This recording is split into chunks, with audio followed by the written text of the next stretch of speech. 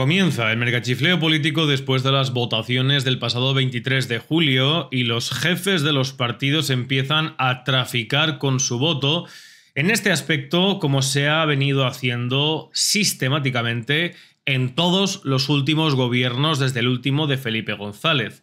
Básicamente dando a los partidos minoritarios que aspiran a un mayor control de las estructuras del Estado que les permiten pervivir dentro de esa estructura del Estado, que es el Estado de las autonomías,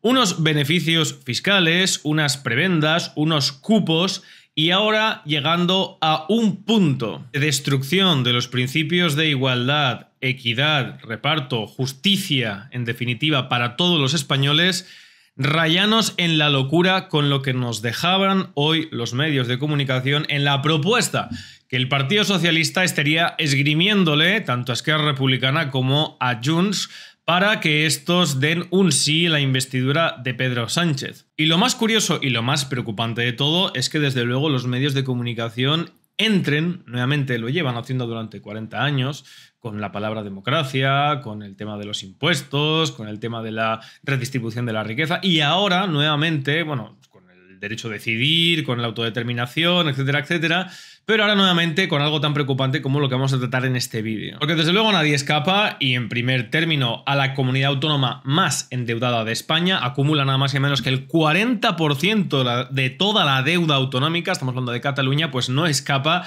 la crítica situación financiera y económica del Estado de partidos español, que durante 45 años se está dedicando, porque lo sigue haciendo mientras usted ve este vídeo, el vivir de prestado, el pedir dinero, a sabiendas de que los ingresos que tiene no son compatibles con que lo que se ha pedido y con lo que seguimos pidiendo algún día se pueda devolver. Es decir, una situación técnica de quiebra, aunque el Banco Central Europeo no lo permita, aunque nos dan dinero durante muchos años tipo cero, aunque ahora intentan aumentar los tipos para combatir la inflación, pero estén viendo de qué manera pueden cerrar el grifo, cosa que llevan diciendo desde hace 2 años, pero no lo pueden hacer porque entonces, entre ellos, pero críticamente España quiebra y se lleva por delante la Unión Europea, porque España es 4 o 5 veces más grande que Grecia, no se puede, no hay dinero para rescatar a España, pero bueno, la clase política española sabe perfectamente, y particularmente la del ámbito autonómico, que no se pueden dar en la situación económica en la que estamos más beneficios, más dinero a ciertas regiones de España.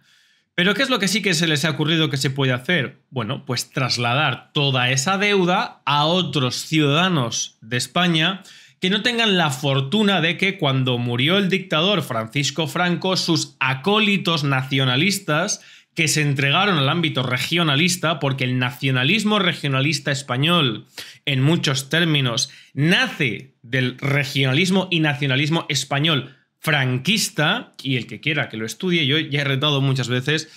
a los independentistas, tanto de un lado como de otro, pero no me quieren ver ni en pintura, por algo será. Pues bien, los españoles que no tenemos o que no tienen la fortuna de tener partidos regionalistas fuertes que, guiados por sus ambiciones, por la capacidad de poder robar a manos llenas más fácil que otros, el 3%, el caso Pujol, etcétera, etcétera, pues los que no tenemos estos partidos, se nos está proponiendo por parte de un partido que aspira a gobernar la nación que no se les quite a Cataluña o a País Vasco la deuda, sino que ésta se traslade. Por eso he dicho que es preocupante ver cómo los medios de comunicación aceptan esta terminología totalmente tramposa. Es decir, las comunidades autónomas como Cataluña, que acumulan 70.000 millones de deuda, no se lo deben al Estado español. El Estado español debe este dinero a el Banco Central Europeo preponderantemente. Es decir, la deuda que tienen las comunidades autónomas, como Cataluña, como Valencia, que está a la segunda en términos de deuda con 40.000 millones, no deben estas monstruosas cantidades de dinero al gobierno de España. Se la deben al Banco Central Europeo. Y el Banco Central Europeo da dinero al conjunto de los españoles a través de la figura jurídica que es la que está capacitada, la persona jurídica, la personalidad jurídica de la nación, que es el Estado. Es decir, la nación española no puede emitir deuda, igual que tampoco puede pleitear. Para eso además se inventa el Estado, para actuar en nombre de la nación. Pues bien, lo que está proponiendo, como digo, el gobierno de Pedro Sánchez a los partidos regionalistas es que el resto de españoles carguemos con la deuda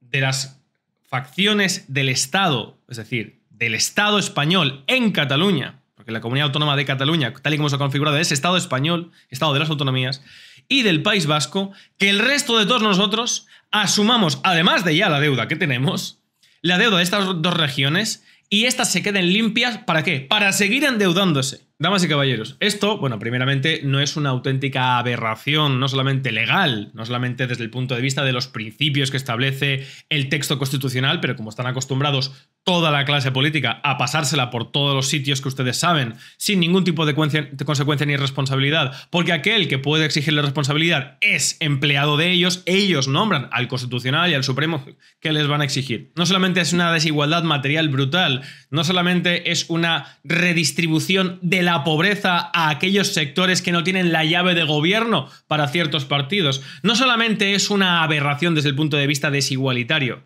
sino que es el fundamento que estamos cosechando estos últimos años y que se plantó, se cimentó en el año 78 de la fractura y el caínismo en nuestro país. De que efectivamente aquí hay unos españoles de primera y unos españoles de segunda. Y los españoles de primera son aquellos que tienen una riqueza cultural de la que se ha apropiado parte de la clase política para inflamarla desde el punto de vista sentimental, que es lo que hacen todos los nacionalismos, y capitalizarlo y aprovecharlo políticamente, dándoles una posición preponderante y relevante en el conjunto de la nación, pero preponderante para tener la llave de gobierno de ciertos partidos que quieren el gobierno de toda la nación. Este es el germen de lo que se está consolidando como la destrucción de un pueblo, el pueblo español. Porque no estamos hablando de mayor ámbitos de protección, no estamos hablando de mayor reconocimiento, no estamos hablando de que se tenga que dar a una serie de aspectos culturales, identitarios,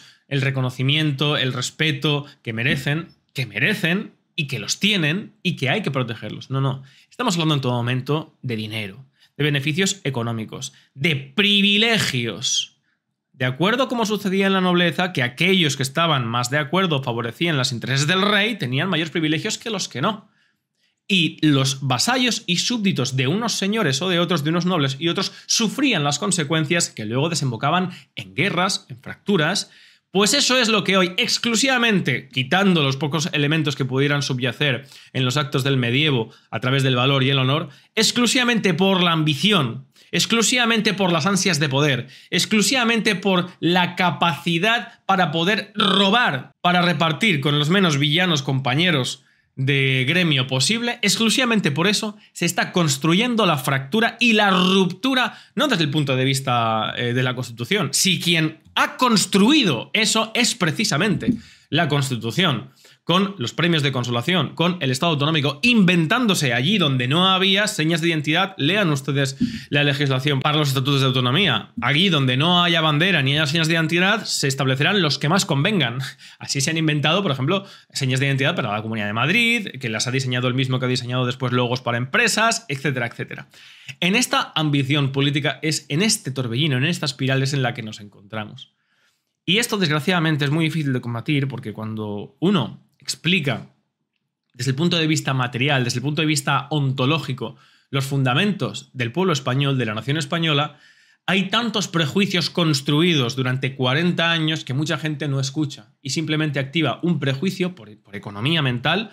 Mucha gente puede llamarlo imbecilidad, pero es economía mental y es un mecanismo que aplicamos todos los seres humanos porque si no nuestro cerebro griparía. Nosotros necesitamos arquetipos, necesitamos prejuicios para sobrevivir, para poder guiarnos por la vida sin tener que estar en cada momento haciendo un esfuerzo por conocer una disciplina, por saber de qué se nos está hablando, por atender, etcétera, etcétera. Eso requiere un esfuerzo. De eso se aprovecha la clase política. Y durante 40 años se ha construido que quien habla de España es facha y de derechas. ¿Por qué? Porque Franco hablaba de España. Aunque hablaba de España desde un punto de vista subjetivo, es decir, España era lo que Franco decía, una sociedad católica, una sociedad en la que Merced Taén podrá manifestar la voluntad del pueblo español, en la que la familia, el trabajo, la asociación y la corporación podrá cristalizar en realidad el ideal supremo del movimiento nacional. Eso era una España subjetiva desde un punto de vista nacionalista, que es coger algunos rasgos identitarios, algunos aspectos culturales,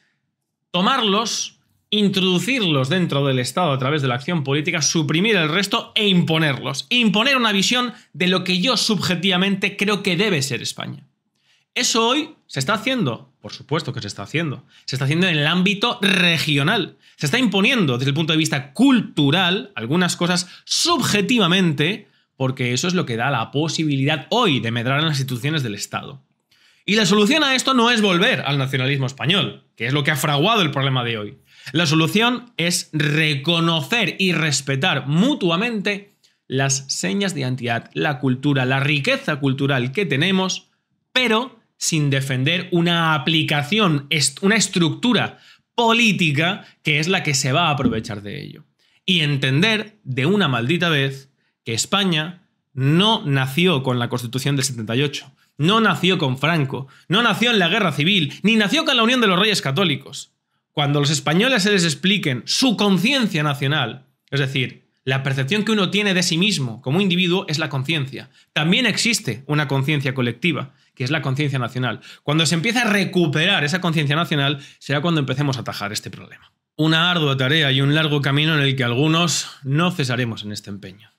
Hasta entonces, salud y libertad colectiva.